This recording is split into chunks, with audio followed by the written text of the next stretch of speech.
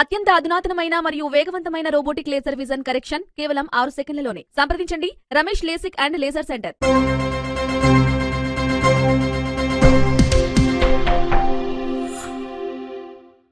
నమస్తే, welcome to Vihari news.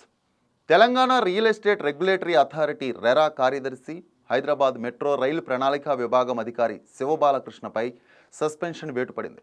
శివబాలకృష్ణపై మంగళవారం Hyderabad metropolitan authority చర్యలు తీసుకుంది.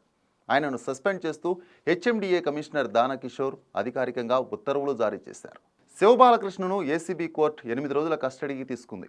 ఆదాయానికి మించిన ఆస్తుల కేసులో అరెస్టైన ఆయనను ఏసీబీ అధికారులు విచారించనున్నారు. ప్రస్తుతం శివబాలకృష్ణ చెంచలగూడ జైల్లో రిమాండ్ ఖైదీగా ఉన్నారు. ఇటీవల Manikonda, Puppalaguda secretariat colony, Aditya port view విల్లాతో పాటు ఆయన సన్నిహితులు, బంధువులకు సంబంధించిన మొత్తం 16 ప్రాంతాల్లో అవినీతి నిరోధక శాఖ అధికారులు జరిపిన సోదాల్లో 8,26,00,000 నగదు లభ్యమైంది. మొత్తం స్థిరాస్తుల మార్కెట్ విలువ సుమారు 100 కోట్లు ఉంటుందని అధికారులు అంచనా వేస్తున్నారు. అక్రమంగా సంపాదించిన సొమ్ముతో శివబాలకృష్ణ ఎక్కువగా భూములు కొనుగోలు చేసినట్లుగా ఏసీబీ అధికారులు గుర్తించారు. దాదాపు 100 ఎకరాలు ఉండొచ్చని అంచనా వేస్తున్నారు. అవన్నీ హైదరాబాద్ శివార్లతో పాటు కొడకండ్ల, కల్వకుర్తి, యాదాద్రి, జనగామల్లో గుర్తించినట్లు సమాచారం. పలు కంపెనీల్లో పెట్టుబడులు పెట్టినట్లు తెలిసింది.